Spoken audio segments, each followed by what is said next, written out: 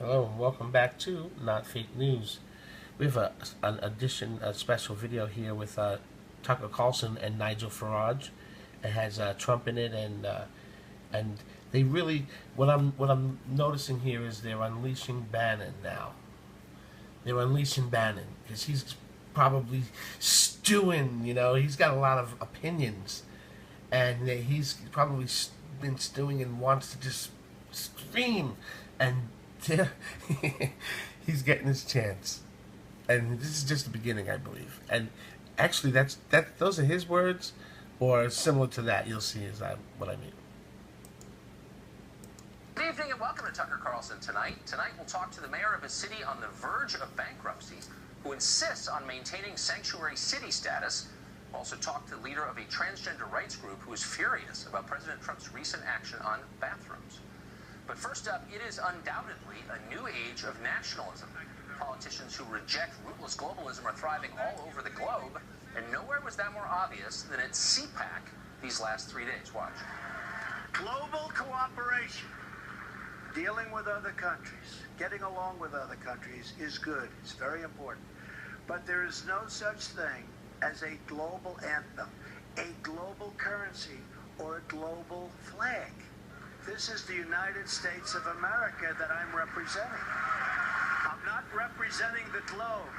I'm representing your country. It's not only not going to get better, it's going to get worse every day. And here's why. But by the way, the internal logic makes sense. They're corporatist, globalist media that are adamantly opposed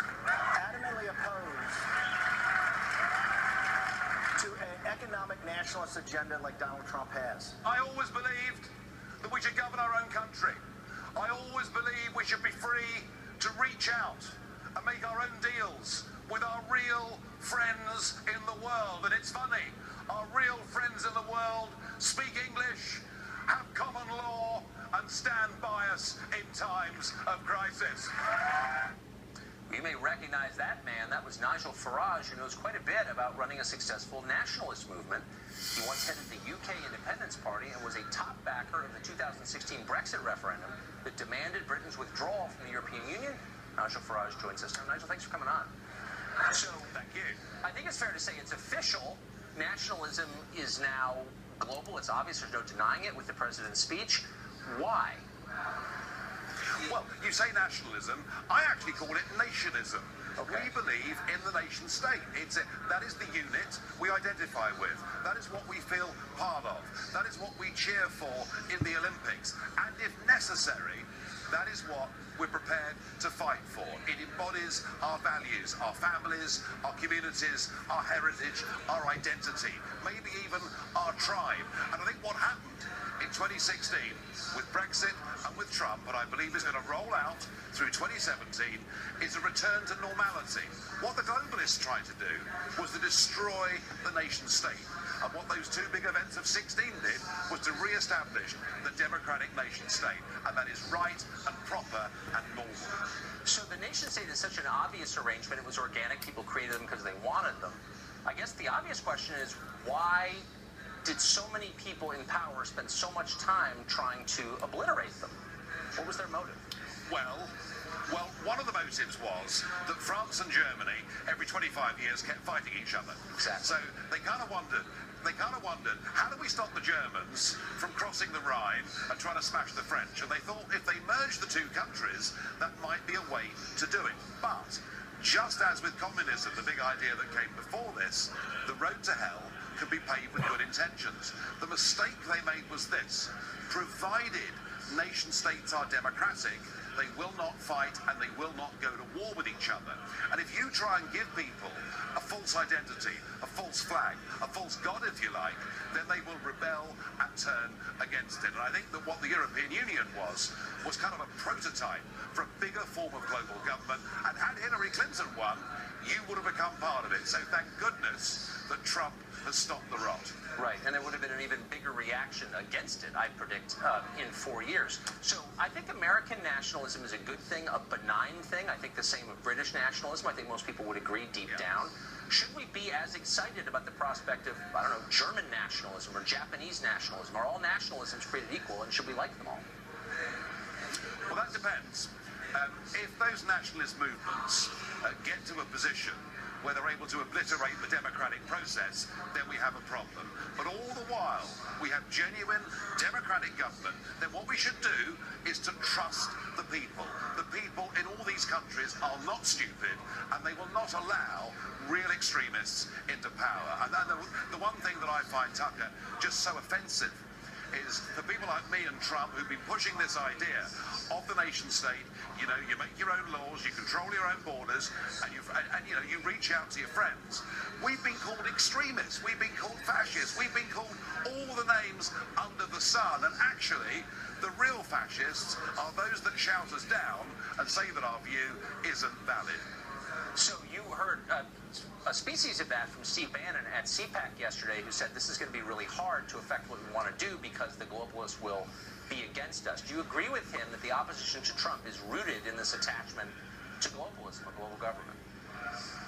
Well, what the globalists did, the supranationalists did, is they managed to get big business and the big banks on their side. Right. They created a marketplace where the big guys could carve everything up at the expense of the small.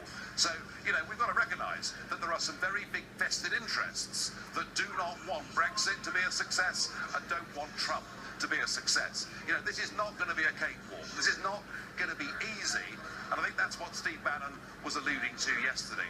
But I'll tell you what the good news is. The good news is that since Brexit, there's now a far bigger majority of the British people that support us getting back control of our lives. Right. And the same thing is happening here in America.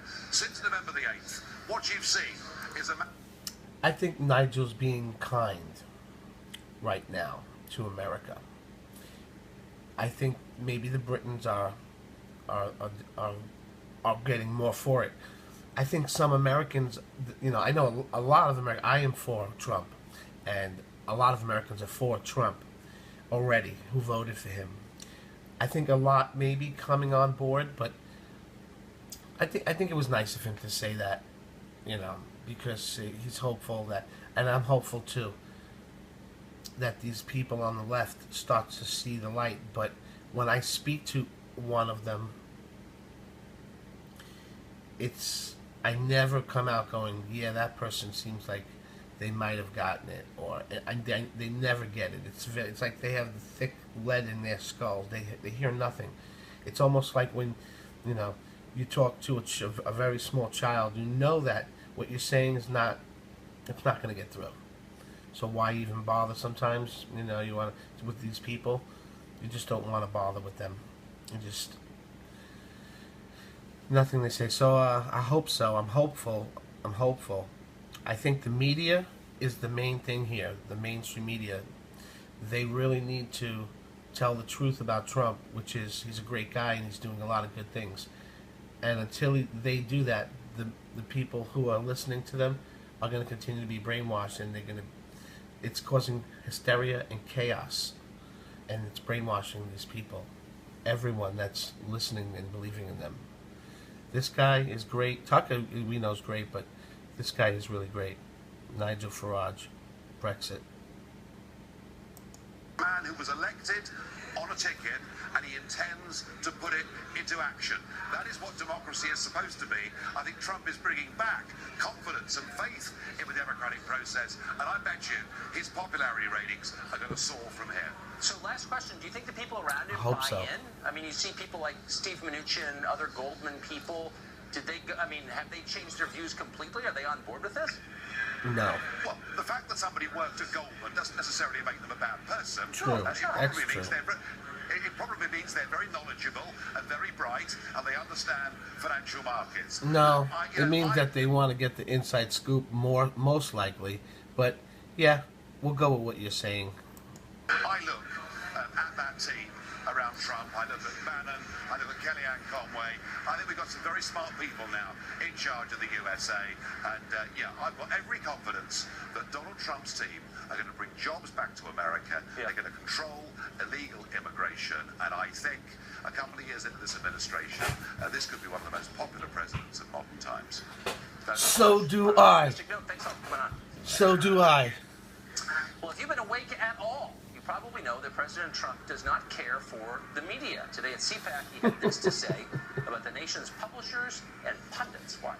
I want you all to know that we are fighting the fake news. It's fake, phony, fake.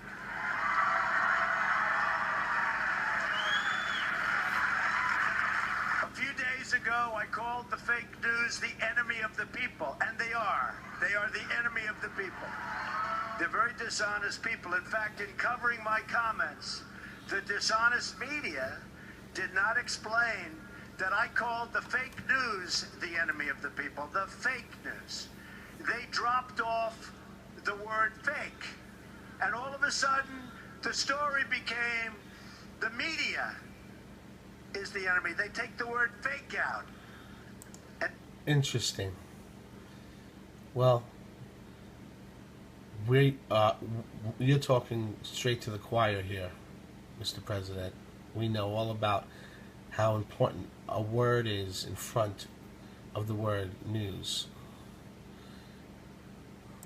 And now I'm saying, oh no, this is no good. But that's the way they are. So I'm not against the media. I'm not against the press. I don't mind bad stories if I deserve them. And does that sound like a fascist to you? Does that sound like Hitler? Do you think Hitler would be like, it's okay to talk bad about me? I don't care. I love good stories, but we won't talk.